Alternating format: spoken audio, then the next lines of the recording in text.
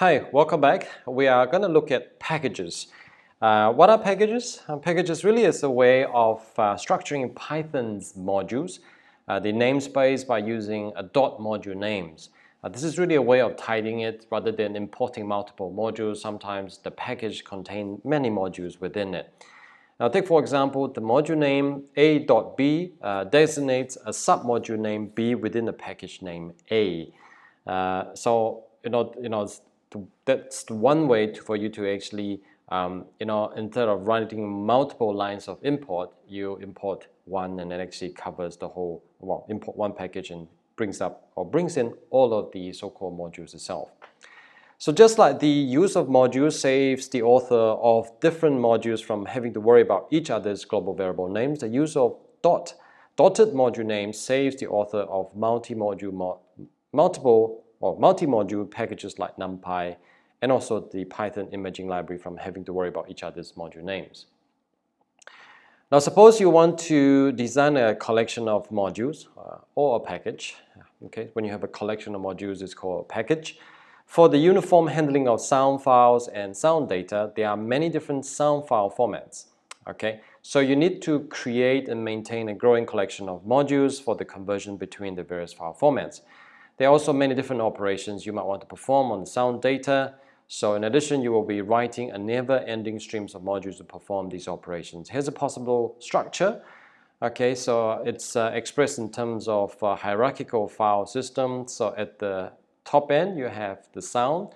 Within the sound folder, this is the sound folder. Within it, you have init.py, and then you have the format subfolder, and then you have another init, and then you have a long list of py file. And then there's the formats folder, effects folder, and then filters folder. In the vernacular or terminology of package, this is the package, followed by these are the packages, and these are the so-called modules itself. When you import the package, Python searches through the directories on sys.path looking for the package subdirectory. The dunder init dunder.py files are required to make modules treat the directories as containing packages. So it's your dunder init dunder.py file that actually defines all of the so-called modules that belongs to this. So that's really where you actually provide all of the information for Python to actually pick that up. This is done to prevent directories with a common name such as string from unintentionally hiding valid modules that occur later on the module search path. In the simplest case, dunder init dunder.py can just be an empty file, but it can also execute initialization code for the package or set the dunder or dunder variable described later. User of the package can import individual modules from the package. For example, import sound.effects.echo. So we have import sound.effects.echo. This load the submodule sound.effects.echo. It must be referenced with its full name. Okay, and you can also do this. All right, that actually call up. Don't worry about these. These are just some of the so-called positional as well as keyword argument. An alternative way of importing the submodules is from sound.effects import echo. This will load the submodule echo and makes it available without its package prefix, so it can be actually made use of this way. If you import it this way, then you need the whole long list plus the method itself. If you import it this way, then you just need to echo filter, all right? Hence removing the prefix. Yet another variation is now you define all three, you import directly the actual function itself. Now you just need the function name and you can use it right away. Note that when using from package import item, the item can be either a submodule or subpackage of the package or some other name defined in the package like a function or class or variable. The import statement first tests whether the item is defined in the package. If not, it assumes it is a module and attempts to load it. If it fails to find it, an import error exception is raised. Okay, so those are the key things to bear in mind when you're actually working with the package. Number one, you do need an init.py file, and the way that you import also matter as well. You can either use import everything or from some subpackage import the function, or from the package subpackage module import the function directly. Okay, there are other ways to import, such as import star from a package. Now, what does that mean? Let's look at this. Now, what happens when the user writes from sound.import star? Ideally, one would hope that this somehow goes out to the file system, finds which submodules are present in the package, and imports them all. This could take a long time, so this is not really ideal. And also may have unintended consequences as well. So the only solution is for the package author to provide an explicit index of the package. This is where the init file comes in. The import statement uses the following convention. Okay, if a package init.py code defines a list name, or it is taken to be the list of all module names that should be imported from package.import star is encountered. It is up to the package author to keep this list up to date when a new version of package is released. Package authors may also decide not to support it if they don't see a use for importing star from the package. Okay, so just keep that in mind. Okay, take for example effects. If you look at effects, you have 3 files here: echo, surround, and reverse.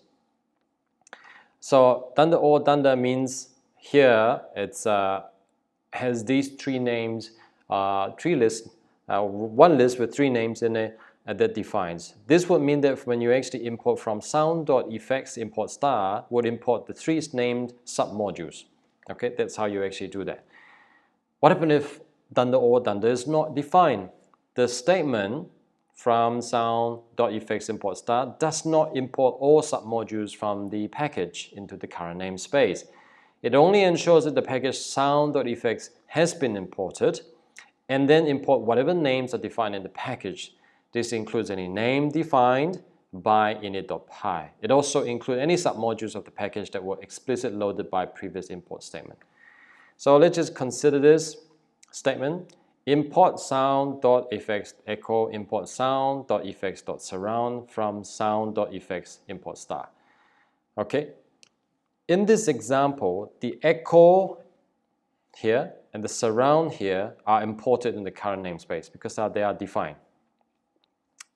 Okay, effects, echo, sound, reverse. So echo will be imported, sound will be imported. What about the third one? The first 2 is predictable because you specify the actual module to be imported. Okay. Although certain modules are designed to export only names that follow a certain pattern when you use import star, it is still considered bad practice in production code. That's one of the key things here. In this example, echo, sound are imported in the current namespace because they are defined in the package when the from ... import is executed. This will works when all is defined.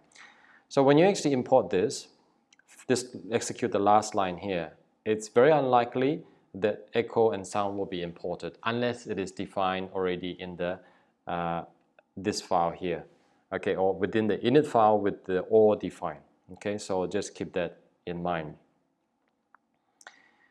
Okay, so we finish off these last 2 key things, and that's pretty much wrap up this section. So intra-package reference. When the packages are structured into subpackages, such as those that we looked at earlier, you can use absolute imports to refer to the submodules sibling packages. For example, if the module sound.filters.vocoder needs to use the echo module in the sound.effects package, you can use from sound.effects import echo.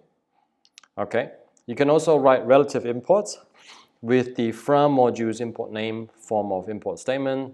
Some example you can look at is from dot import echo, from dot import formats, from dot import echoes, which is that one there, from dot import formats,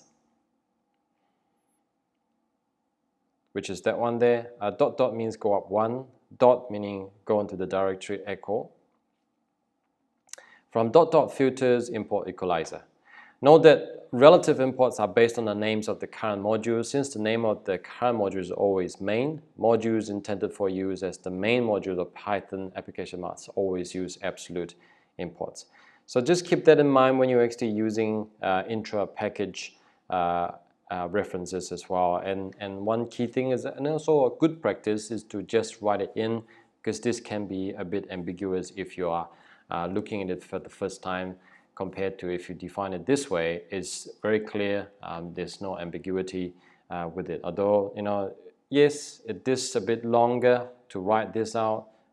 This is probably more convenient, but it gets a bit painful later on when you want to actually audit your own code for errors. Packages in multiple directories. Packages do support one more special attribute called path.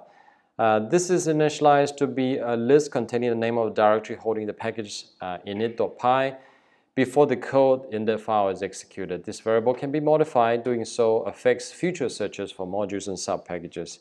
While this feature is not often needed, it can be used to extend the set of modules found in the package.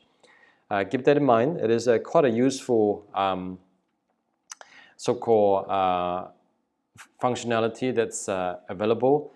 Although it's not frequently used, it is nevertheless available.